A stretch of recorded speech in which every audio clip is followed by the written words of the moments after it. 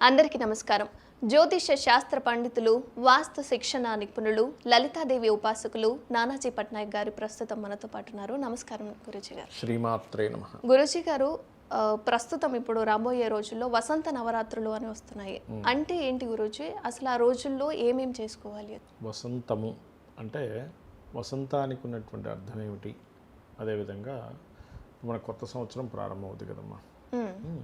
ఆ యొక్క సంవత్సరం నుంచి మనకి ఈ యొక్క అమ్మవారికి సంబంధించిన నవరాత్రులు వస్తాయి. అదేవిధంగా అమ్మవారు ఈ నవరాత్రుల్ని దేవీ నవరాత్రులు అని అంటుంటారు, వసంత నవరాత్రులు అంటూ ఉంటారు. అదేవిధంగా శ్రీరామ నవరాత్రులు కూడా అంటారు, రామ నవరాత్రులు అని కూడా అంటూ ఉంటారు. ఎందుకంటే 9వ రోజు మనం ఇక్కడ శ్రీరామ నవమి చేసుకుంటాం. ఓకే, ఈ శ్రీరామచంద్రమూర్తి ఎవరు? శాస్త్రం ఏం చెప్పింది అంటే సాక్షాత్ లలితా అమ్మవారే శ్రీరామచంద్రమూర్తి యొక్క అవతారం ఎత్తింది అంటూ ఉంటారు. విష్ణు అంటే కూడా ఎవరో కాదు, అమ్మవారి యొక్క శక్తే విష్ణు రూపంలో ఉంది అక్కడ, అమ్మవారి యొక్క శక్తే బ్రహ్మ రూపంలో ఉంది. ఓకే, అయితే రాముడికి సంబంధించినటువంటిది ఏదైతే ఉందో రామ ఉపాసన కూడా చేస్తారు. ఈ 9 రోజులు అమ్మవారి ఉపాసన కూడా చేస్తారు. మనకి కొన్ని కాలాలలో కొన్ని ఉపాసనలకి బాగా యోగ్యవంతం. మీకు అనిపించవచ్చు, ఏమండి ఎప్పుడు ఉండే సూర్యుడే కదా, ఉదయం తెల్లవారితే సూర్యోదయం అవుతుంది, రాత్రి అయితే చీకటి పడుతుంది, మనం ఏదో పేర్లు పెట్టేసుకున్నామేమో దేనికి అనిపిస్తూ ఉంటుంది. అలా అనుకుంటే కనుక చూడండి, కొన్ని సీజన్స్లో కొన్ని పళ్ళు మాత్రం పండుతాయి. ఇప్పుడు మామిడి పళ్ళు ఉన్నాయి, ఎండాకాలమే వస్తున్నాయి. మరి ప్రతిరోజు సూర్యాస్తమయాలయ్యే రోజులైతే ప్రతిరోజు కావాలి కదా. మరి ఎందుకు మార్పు వస్తుంది? శీతాకాలంలో సీతాఫలం ఎందుకు పండుతున్నాయి అంటే కాలం యొక్క మహిమ అనేది ఒకటి ఉంది. మనకి పుష్కరాలు, అదేవిధంగా మనకి సహజంగా దాని ఏమంటారు, కాలాన్ని బట్టి పండేటువంటి పండ్లు ఇవన్నీ ఎలా ఉన్నాయో కొన్ని మాసాలలో రవి చంద్రుడు ఉన్న స్థితిని బట్టి, రవి ఉన్నటువంటి రాశిని బట్టి ఒక్కొక్క ఎనర్జీ మనకు పెరుగుతూ ఉంటుంది. అంటే అట్లాగా ఇప్పుడేమో ఈ యొక్క సమయంలో అమ్మవారి యొక్క అనుగ్రహం ఇది ఎక్కడ చెప్పబడింది అంటే దేవీ భాగవతంలో ఉంది వీటికి సంబంధించినటువంటిది. ఏంటి అయితే దీనికి ఏం చేయాలి ఏమిటి అంటే ఈ యొక్క 9 రోజుల పాటు కూడా ఉదయము సాయంత్రము లలితా అమ్మవారి యొక్క స్తోత్ర పఠనం చేయాలి. నేను మొత్తం స్తోత్రం నాకు రాదండి, నేను నామాలన్నీ నేను చదవలేను, నాకు నోరు తిరగదు అనుకునేటువంటి వారు కనీసం శ్రీమాత్రే నమః చేసుకుంటూ కుంకుమని అమ్మవారి దగ్గర ఇలా వేస్తూ కనుక చేసుకున్నట్లయితే సరిపోతుంది. దీనివల్ల ఏమిటి లాభము? చాలామంది ఏమనుకుంటారంటే నేను లలితా అమ్మవారి రోజు చదువుతున్నాను, లేకపోతే నేను పలానా లక్ష్మీదేవి పూజ చేస్తున్నాను, లేకపోతే ఇంకోటి శివార్చన చేస్తున్నాను, నాకు వెంటనే కోట్లు కలిసి రావట్లేదు ఏంటి అనుకుంటారు. అన్నీ కూడా మనం ధనంతోనే ముడిపెట్టుకుంటాం. ఏదైనా చేసామంటే డబ్బులు కలిసి రావాలి. డబ్బులు కలిసి వస్తే ఆ గుడికి పవర్ ఉంది, లేకపోతే ఆ దేవుడికి పవర్ ఉంది, ఆ ఉపాసనకి పవర్ ఉంది. డబ్బులు కలిసి రాలేదు, పవర్ లేదని ఫీల్ అవుతాం, చేంజ్ అయిపోతారు, వెంటనే అయిపోతారు. అయ్యప్ప స్వామి దీక్ష తీసుకున్నాం అంటుంటారు చూడండి, దీక్ష తీసుకున్నాం, దీక్ష తీసుకున్న తర్వాత చాలా బాగుంది, అప్పులు పోయాయి అంటూ ఉంటాం. కానీ ఇక్కడ ఏంటంటే ప్రతిసారి కూడా మీకు కోట్లు లక్షలు కలిసి రావాలని రూల్ లేదు.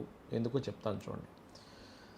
మీకు గతంలో అంటే మీ పూర్వజన్మ కర్మని బట్టి నెక్స్ట్ ఏదో పెద్ద ప్రమాదం ఉంటుంది. యాక్చువల్గా ఆ ప్రమాదం రాకుండా తప్పుతుంది.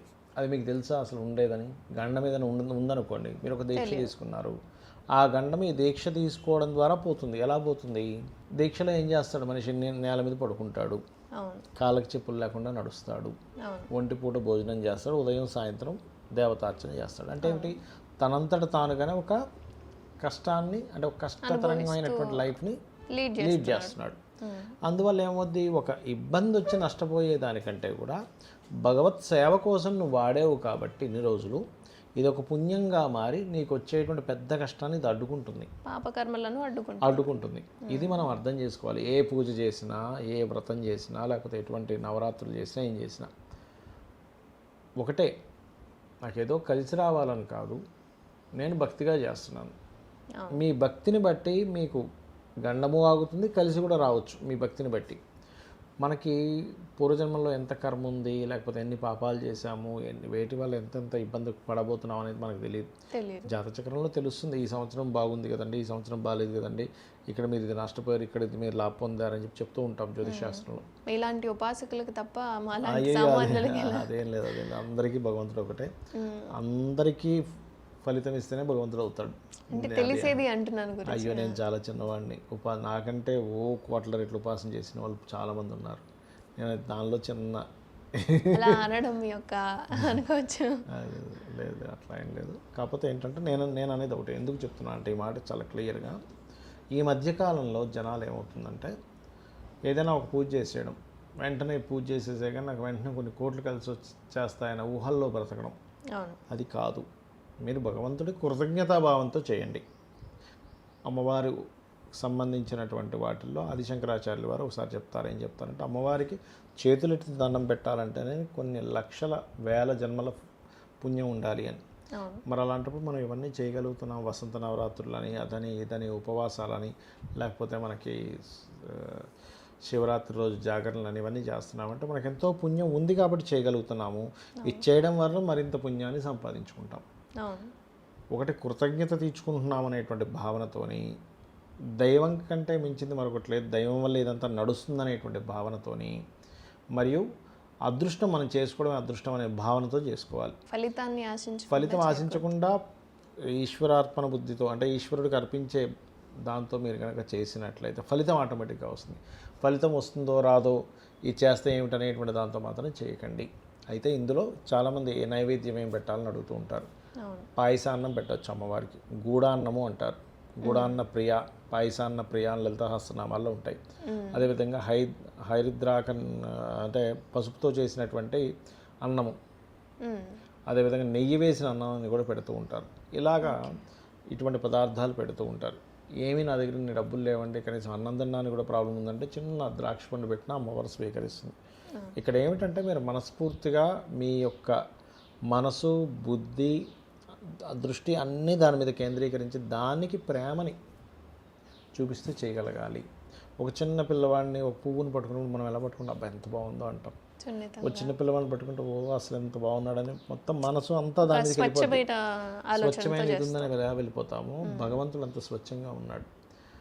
ఆ చిన్న పిల్లవాళ్ళలో ఎంత స్వచ్ఛత ఉంటుందో, ఎటువంటి కల్మషము లేకుండా భగవంతుడిలో అటువంటి శక్తి అలాంటి ఉంది, అటువంటి ప్యూరిటీ ఉంది. ఆ ప్యూరిటీకి మనం దగ్గర అవుతున్నాం అనేటువంటి భావనతో చేయాలి. అలా చేసినట్లయితే లలితా సహస్రనామంలో చాలా స్పష్టంగా ఉంది. మీరు ఏదైనా ఒక నామం పట్టుకొని కనుక జపం చేసినట్లయితే మీకున్నటువంటి పాపకర్మలన్నింటినీ దగ్ధం చేస్తుంది. ఎన్ని జన్మల్లో ఉన్నా సరే దగ్ధం చేసి ఇంకేమైనా మిగిలిందా అని అడుగుతుందట ఒక్క నామం. కాబట్టి అలా అందులో ఏదైనా ఒక నామం తీసుకొని మీకు ఉండేటువంటి ఇబ్బందిని బట్టి, ఉద్యోగం లేదు, మాణిక్య మకుటాకార జానుద్వయ విరాజిత, లేదా ఓం శ్రీమాత శ్రీ మహారాజ్ని శ్రీమత్ సింహాసనేశ్వరి, లేదు కొంతమందికి చదువు విషయంలో ఇబ్బంది అవుతూ ఉంటుంది. చదువు విషయంలో ఇబ్బంది అవుతుంది అన్నప్పుడు శుద్ధ విద్యాంకురాకార ద్విజపంతికి ద్వయోజ్వలాయ నమః. లేదు ధనపరంగా ఇబ్బంది ఉంది, ఓం సంపత్కరీ సమారూఢ సింధుర వ్రజ సేవితాయ నమః.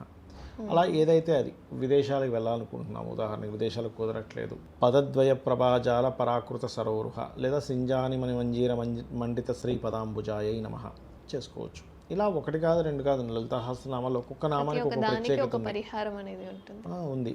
అందుకని ఏంటంటే ఒక్కొక్కసారి కొంతమందికి భయం ఉంటుంది. కనకాంగద కేయూర కమనీయ భుజాన్వితాయ నమః, లేదా శని బాధలు ఎక్కువగా ఉన్నాయి. అలా ఉన్నప్పుడు మన అమ్మవారి యొక్క గెడ్డపు శోభ అంటారు, దాన్ని కీర్తిస్తూ కూడా నామం ఉంటుంది, అది కూడా చేసుకోవచ్చు. గెడ్డపు శోభ అంటే అమ్మవారి గెడ్డము గురించి ఒక నామం ఉంటుంది లలిత సహస్రనామాల్లో. అదేంటంటే అనాకలిత సాదృశ్య చుబుకశ్రీ విరాజిత, చుబుకము అంటే గెడ్డం, అనాకలిత సాదృశ్య చుబుకశ్రీ విరాజితాయ నమః అనే నామం ఉంటుంటుంది. అంటే అమ్మవారి గెడ్డమును వర్ణించడానికి మనకు మాటలు సరిపోవు, అంత గొప్పగా ఉందట అమ్మవారి గడ్డం, ఎంతో ముద్దుగా ఉందట. చిన్నపిల్లలకు ఉంటుంది చూసారా. అయితే దీన్ని ఒకసారి శంకరాచార్యులు వారు ఏం చేస్తారంటే, అమ్మాయి ఇది వర్ణించలేం కానీ నీ గడ్డం ఎలా ఉందంటే అద్దం పట్టుకునే పిడిలా ఉంది. చిన్నప్పుడు నీ తండ్రి పట్టుకున్నాడు, దాని తర్వాత శివుడు పట్టుకున్నాడు నీ గడ్డాన్ని బతిమలాడడానికి అని అలా వర్ణిస్తాడు. గడ్డానికి శని కారకుడు యాక్చువల్గా సహజంగా. గడ్డానికి సంబంధించినటువంటిది ఏదైనా సరే మనం నామస్మరణ చేస్తాను, ఆకలిత సాదృశ్య చుబుక శ్రీ విరాజితాయ ఏం చేసుకుంటే శనికి సంబంధించినటువంటి నెగిటివ్ దోషాలపై పాజిటివ్ ఫలితాలు ఇస్తాడు. అలాగా ఈ నవరాత్రుల్లో మీరు ఏదైనా మీకు ఉన్నటువంటి దాన్ని బట్టి మంత్రం చేసుకోవచ్చు. లలితా సహస్రనామాలు రెగ్యులర్గా చేసుకొని ఉదయం సాయంత్రం దీపారాధన చేసుకొని ఒక దీక్షలాగా నేల మీద నిద్రపోవడము, చక్కగా అదేవిధంగా ఆ 9 రోజులు కొంత బ్రహ్మచర్యం పాటించడము, కొంచెం ఆగ్రహంగా లేకుండా కాస్త శాంతంగా ఉండడము, ఇవి గనక చేసినట్లయితే ఖచ్చితంగా అమ్మవారి అనుగ్రహానికి పాత్రలవుతాం. సో చూశారు కదండి, ఈ వసంత నవరాత్రులు ఏవైతే ఉన్నాయో వీటిల్లో లలిత సహస్రనామాల్లో మీకు సంబంధించి ఏ సమస్యలు ఉన్నా సరే వాటిని జపించారు అంటే ఆరెల్స్ పఠించిన విన్నా సరే ఖచ్చితంగా మీకున్న సమస్యలన్నీ వెళ్ళిపోతాయని గురూజీ గారు చెప్తున్నారు కాబట్టి ఖచ్చితంగా చేయండి. ధన్యవాదాలు గురూజీ. శ్రీమాత్రే నమః.